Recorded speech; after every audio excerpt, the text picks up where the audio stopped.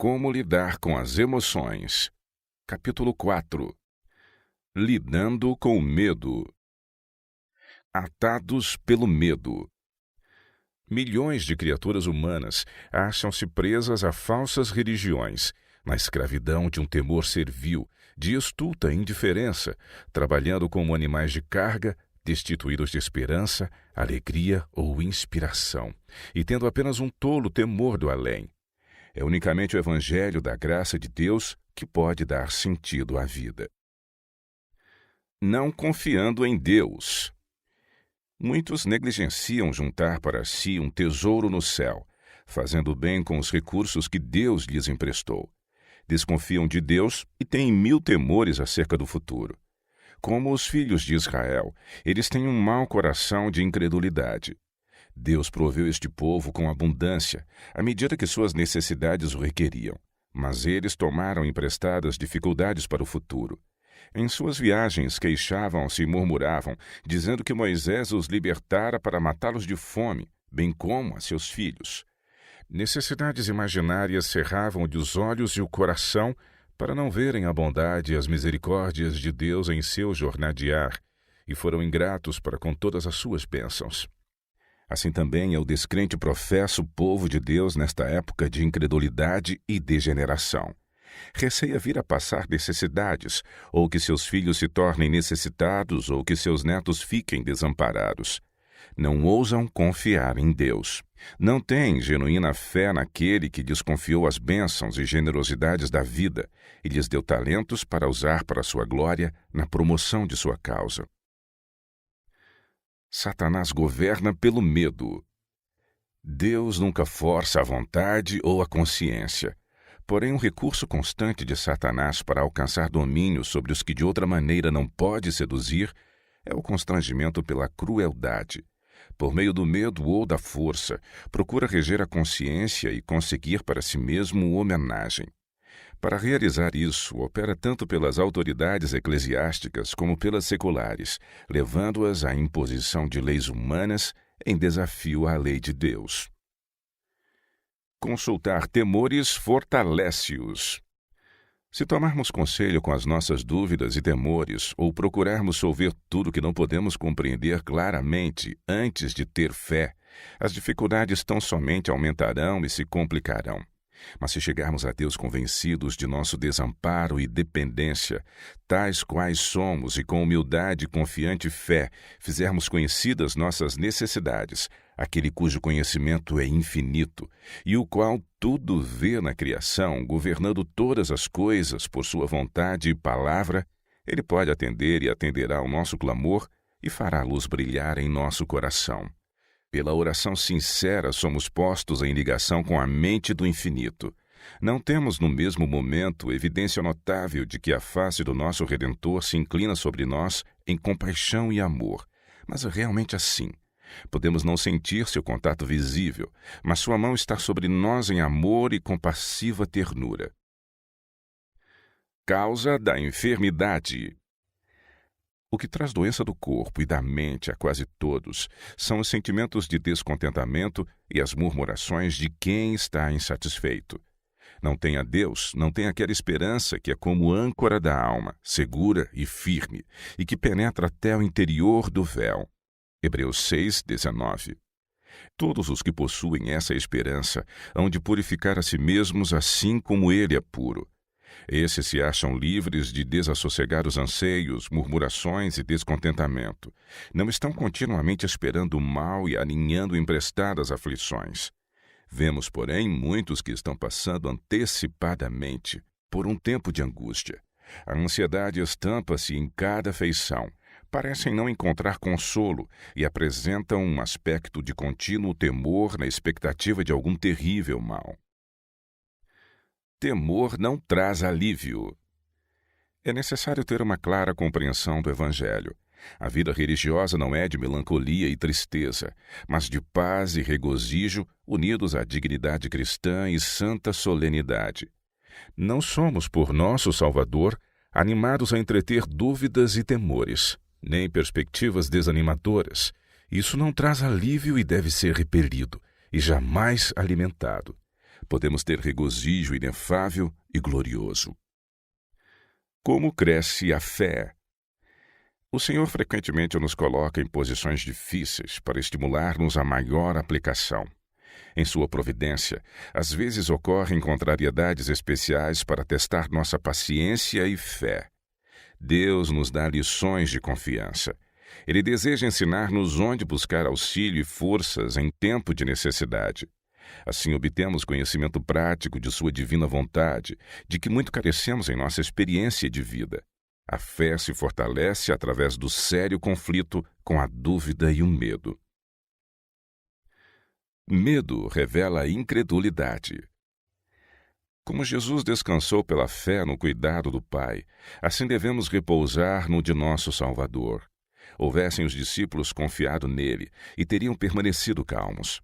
O temor no momento do perigo revelou sua incredulidade. No esforço para se salvarem, esqueceram-se de Jesus, e foi apenas quando, deixando de confiar em si mesmos, se voltaram para ele que os pôde socorrer. Quantas vezes se repete em nós a experiência dos discípulos? Quando as tempestades das tentações se levantam, fuzilam os terríveis relâmpagos e as ondas se avolumam por sobre nossa cabeça. Sozinhos combatemos contra a tormenta, esquecendo-nos de que existe alguém que nos pode socorrer. Confiamos em nossa própria força, até que nos foge a esperança e vemo-nos quase a perecer. Lembramo-nos então de Jesus, o invocamos para nos salvar e não ficamos decepcionados. Embora reprove magoado, a incredulidade e a confiança em nós nunca deixa de nos conceder o auxílio de que necessitamos. Seja em terra ou no mar, se temos no coração o Salvador, nada há a temer. A fé viva no Redentor acalma o mar da vida, e ele nos protege do perigo da forma que sabe ser a melhor. Não manifestar temor ao enfermo. Os que tratam dos doentes devem compreender a importância da cuidadosa atenção às leis da saúde. Em parte alguma tem mais importância a obediência a essas leis do que no quarto do enfermo. Em nenhum caso a fidelidade às pequenas coisas da parte dos assistentes tem maiores consequências. Em situação de doença grave, a menor negligência, a mais ligeira falta de atenção às necessidades especiais ou perigos particulares do enfermo, toda a manifestação de medo, agitação ou impaciência, até uma falta de simpatia, pode fazer pender o fiel da balança que oscila entre a vida e a morte, e causar a descida à sepultura de um doente que de outra forma poderia ter se curado. Ofende o Espírito Santo. A fé toma a Deus em sua palavra, não buscando compreender o significado das aflitivas experiências que sobrevêm. Muitos há, porém, que possuem pouca fé. Estão continuamente temendo e tomando emprestadas aflições. Estão dia a dia cercados de provas do amor de Deus, fruem cada dia as bondades de sua providência, mas eles passam por alto essas bênçãos. E as dificuldades que encontram, em lugar de os conduzir para Deus, dele os separam, porque despertam desassossegos e queixas. Jesus é seu amigo. Todo o céu se acha empenhado em seu bem-estar e seu temor e queixas ofendem o Espírito Santo. Não é porque vejamos ou sintamos que Deus nos ouve que devemos crer. Devemos confiar em suas promessas. Quando chegamos a Ele com fé, devemos crer que toda petição penetra no coração de Cristo. Quando temos pedido sua bênção, devemos crer que a receberemos e agradecer-lhe porque a temos. Entreguemo-nos então aos nossos deveres, certos de que a bênção virá quando dela mais necessitarmos. Quando houvermos aprendido a fazer assim, saberemos que nossas orações são atendidas. Deus fará por nós muito mais abundantemente, Efésios 3:20, segundo as riquezas da sua glória, Efésios 3:16, e a operação da força do seu poder, Efésios 1, verso 19. Libertação do medo. Arão, assim como o povo, recuava de Moisés, temendo chegar-se a ele. Êxodo 34, verso 30. Vendo sua confusão e terror, mas sem saber a causa, insistiu com eles para que se aproximassem. Apresentou-lhes a garantia da reconciliação com Deus e lhes assegurou o restabelecimento de seu favor. Nada perceberam em sua voz a não ser amor e solicitude, e finalmente aventurou-se um a aproximar-se dele. Muito atônito para que pudesse falar, silenciosamente apontou para o rosto de Moisés e então para o céu. O grande chefe compreendeu o que queria dizer. Em sua consciente culpa, sentindo-se ainda sob o desagrado divino, não podiam suportar a luz celestial, a qual, se houvessem eles sido obedientes a Deus, tê-los-ia enchido de alegria. O medo acompanha a culpa. A alma que está livre de pecado não deseja esconder-se da luz do céu. Quando temeroso. Unicamente a percepção da presença de Deus pode banir aquele receio que faria da vida um peso à tímida criança. Fixe era em sua memória esta promessa: o anjo do Senhor acampa-se ao redor dos que o temem e os livra. Salmo 34, verso 7. Leia a maravilhosa história de Eliseu na cidade rodeada de montanhas, e entre ele e o exército de inimigos armados, uma poderosa multidão de anjos celestiais. Leia como o anjo apareceu a Pedro na prisão, condenado à morte, e como depois de passarem pelos guardas armados e as portas maciças e grandes portões de ferro com seus ferrolhos e travessas, o anjo guiou o servo de Deus em segurança. Leia acerca daquela cena no mar, quando aos soldados e marinheiros arremessados de um para outro lado pela tempestade, exaustos pelo trabalho, vigília e longo jejum, Paulo, como prisioneiro em caminho para o seu julgamento e execução, falou aquelas grandiosas palavras de ânimo e esperança. Agora vos admoesto a que tenhais bom ânimo, porque não se perderá a vida de nenhum de vós. Porque esta mesma noite, o anjo de Deus de quem eu sou e a quem sirvo, esteve comigo dizendo: Paulo, não temas. Importa que sejas apresentado a César, e eis que Deus te deu todos quantos navegam contigo. Atos 27, versos de 22 a 24.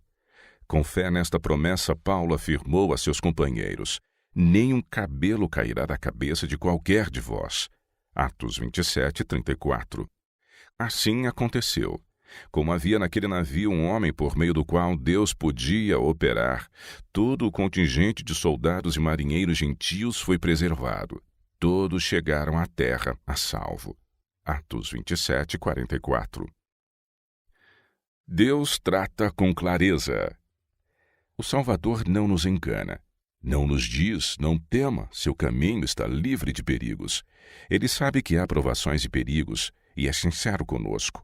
Não se propõe tirar seu povo de um mundo de males e pecados, mas indica-nos infalível refúgio. Sua oração em favor dos discípulos foi: não peço que os tires do mundo, mas que os livres do mal. João 17, verso 15. No mundo, diz ele, tereis aflições, mas tende bom ânimo, eu venci o mundo. João 16, verso 33. Olhar para fora de si mesmo. Olhe para fora de si mesmo, para Jesus. Reconheça que você é um pecador que, ao mesmo tempo, tem o privilégio de depender de Cristo como o seu Salvador. Ele veio para chamar ao arrependimento não os justos, mas os pecadores. Dificuldades e sugestões são apresentadas por Satanás à mente humana para ver se consegue enfraquecer a fé e destruir o ânimo. Ele tem múltiplas tentações que despeja sobre sua mente uma após outra, mas comprometer suas emoções e ceder aos sentimentos pode significar aceitar o mau hóspede da dúvida e, assim procedendo, emaranhar-se nas dificuldades do desespero. Você pode perguntar: que farei com tão terríveis sugestões? Expulse-as da mente, olhando e contemplando as imaculadas profundezas do amor do Salvador. Não exalte seus sentimentos falando deles e adorando-os, quer sejam bons ou maus, tristes ou animadores. Pela confiança em Jesus.